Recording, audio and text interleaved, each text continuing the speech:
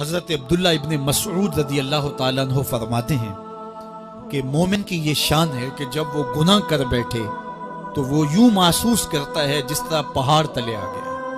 یہ اس کی کیفیت ہے کہ گناہ کرنے کے بعد، نافرمانی کرنے کے بعد اس کا دل لرز اٹھتا ہے۔ وَقُلُوبُهُمْ وَجِلَةٌ، تو حضرت عبداللہ ابن مسعود فرماتے ہیں یوں محسوس کرتے ہیں جس طرح پہاڑ تلے آ گیا ہے اور پہاڑ ابھی گر جائے گا اور انہیں کچل دے گا۔ تو وہ جلدی جلدی تلافی کرتے ہیں، توبہ کرتے ہیں، رجوع اللہ کرتے ہیں تاکہ ہمارا گناہ معاف ہو جائے۔ اور منافق کی مثال بھی بیان کی گئی، جب وہ گناہ کرتا ہے تو یوں محسوس کرتا ہے جیسے بدن پہ مکھی بیٹھی تھی، ہلکے اشارے سے اڑا دی۔ سویر سے لے کر شام تک کتنی بار ہم اپنے بدن پہ بیٹھی مکھیاں اڑا دیتے ہیں اور ہمیں شام کو یاد بھی نہیں ہوتا کہ یہ عمل ہم نے کتنی بار کیا ہے۔ میں اور آپ اپنے اندر اتر کر کے دیکھ سکتے ہیں ہماری کیفیت باطن کیا ہے۔ نمازیں چھوڑی، جھوٹ بولا، غیبت کی، چغلی کی، کسی کا دل دکھایا، کسی کو تکلیف دی، گالی گلوچ کیا، سب و شتم کیا، سویر سے شام تک کیا کیا گناہ کیے۔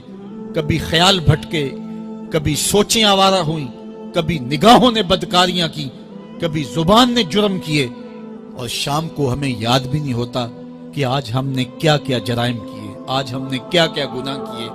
اگر ہماری یہ کیفیت ہے تو یہ عملی نفاق ہے کہ بدن پہ مکھی بیٹھی اور اڑا دی۔ اور اگر ہماری کیفیت یہ ہے کہ گناہ کے بعد یہ محسوس ہوتا ہے کہ ہم پہاڑ تلے آ گئے اور اللہ کی ناراضگی ہم نے مول لے لی اور جلدی جلدی توبہ کر کے رجوع کرنے کی جانب بڑھتے ہیں، تو پھر مبارک ہو۔ نہیں تو مجھے اور آپ کو اپنا محاسبہ کرنا چاہیے، ہمارے دلوں پر زنگ چڑھ گئے ہیں اور ہماری کیفیت یہ ہو گئی ہے کہ گناہ کرنے کے بعد بھی ہم ڈٹے رہتے ہیں۔ جبکہ زندگی اصحاب رسول کی دیکھیے ان سے بھی کبھی کوئی خطا سرزد ہو جاتی تو وہ فوراً اس گناہ کی تلافی کے لیے حضور کی بارگاہ میں حاضر ہو جاتے۔ حضرت ابو لبابہ رضی اللہ تعالیٰ عنہ نے اپنے آپ کو مسجد نبوی ہوا تو پھر حضور کے ہاتھوں سے اپنے آپ کو انہوں نے کھلوایا۔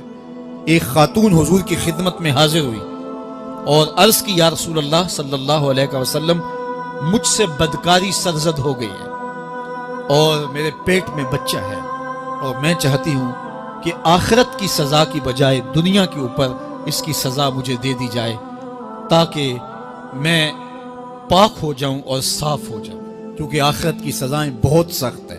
اللہ کے محبوب علیہ السلام نے جبریل امین سے ایک دن پوچھا تھا، مجھے جہنم کے عذابوں کا ذکر سناؤ۔ تو عرض کی، یا رسول اللہ صلی اللہ علیہ وسلم، سب سے ہلکا عذاب، اخف العذاب، ہلکا ترین عذاب یہ ہے کہ جہنمی کے پاؤں میں آگ کے جوتے رکھے جائیں گے، باقی اس کے پورے بدن پہ آگ نہیں ہوگی، صرف آگ کے جوتے اس کو پہنائے جائیں گے، لیکن اس کی حدت، گرمی اور شدت اتنی ہوگی، یغلی منہما دماغہ، اس کی شدت سے اس کا دماغ پگھل کر ناک اور کانوں کے ذریعے سے باہر آنا شروع ہو جائے گا۔ یہ سب سے ہلکے عذاب کی کیفیت ہے، اور جو عذاب سخت ہیں الیاذ باللہ۔ اللہ تعالیٰ قرآن مجید میں فرماتا ہے، ثم لا يموت فیہا ولا یحیا، اس بڑے عذاب کا ذکر کیا جو جہنمیوں کو دیا جائے گا۔ فرمایا اس عذاب کی کیفیت یہ ہوگی، بندہ نہ جیے گا نہ مرے گا۔ جیے گا اس لیے نہیں کہ آگے اور پیچھے، دائیں اور بائیں آگ ہی آگ ہوگی، تو اس آگ میں جینا کو جینا تو نہیں ہوگا، اور مرے گا اس لیے نہیں کہ موت کو موت آ چکے ہو۔ جنت میں جنتیوں کو ایک ہی ڈر اور خدشہ ہوگا کہیں موت نہ آ جائے، اور جہنمیوں کو ایک ہی امید ہوگی کہیں موت آ جائے اور جان چھوٹ جائے۔ اللہ تعالیٰ مینڈے کی شکل میں موت کو لائے گا اور موت کو ذبح کیا جائے گا۔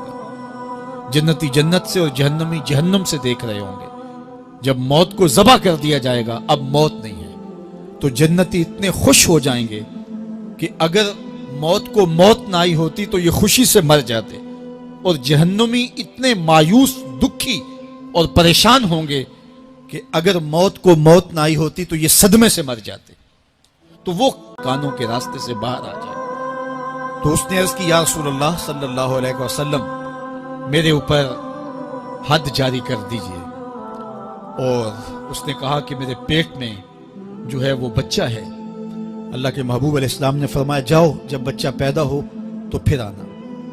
وہ چلی گئی تو جب بچہ پیدا ہوا تو گود میں اٹھائے پھر حضور کی خدمت میں حاضر ہوئے اور عرض کی یا رسول اللہ یہ ہے بچہ جو میں نے گناہ کیا تھا، بدکاری کی تھی، آج یہ اس کی نشانی ہے۔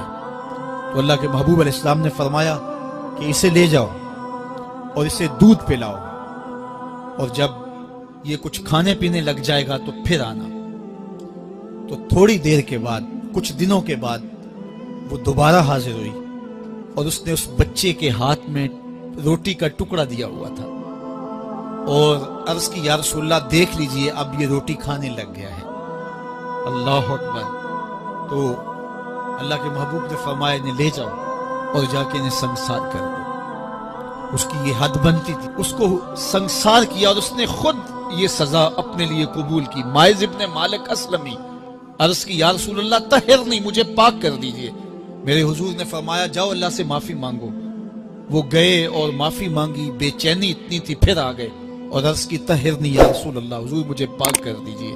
فرمایا جاؤ اللہ سے معافی مانگو۔ وہ گئے، معافی مانگی، پھر پلٹ آئے، تیسری مرتبہ، چوتھی مرتبہ۔ آقا کریم نے فرمایا فیما اطہرک، تمہیں کہا اللہ سے معافی مانگو، کریم ہے معاف کر دے گا، تم پھر پلٹ آتے ہو، تمہیں کس جرم سے پاک کروں؟ قال من الزنا، عرض کی مجھ سے بدکاری ہو گئی ہے اور میں چاہتا ہوں کہ دنیا پر فارغ ہو جاؤں۔ حضور نے فرمایا کہ اس کا توازن عقلی تو ٹھیک ہے، عرض کی حضور صحیح الحواس ہے۔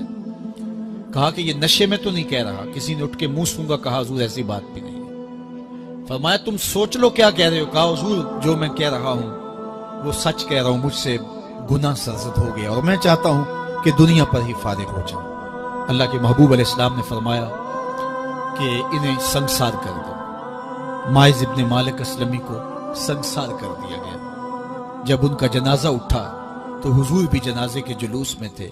کسی کی زبان سے نکلا لو مائز نے گناہ کیا تھا، بس یہ بات سننے کی دیر تھی، اللہ کے محبوب کے چہرے پہ جلال آ گیا۔ فرمایا خبردار اگر کسی نے میرے مائز پہ بات کی، میرے مائز نے ایسی سچی توبہ کی ہے اگر روئے زمین کے تمام مسلمانوں میں بانٹ دی جائے لکفاہم، سب کی مغفرت ہو جائے، کہ انہوں نے اپنے آپ کو خود پیش کیا ہے۔ اب مائز ابن مالک کا جنازہ اللہ کے رسول نے خود پڑھایا، بلکہ مسلم کتاب الحدود میں ہے کہ ان کے جنازے کے دوسرے دن یا تیسرے دن حضور ان کے ہاں تشریف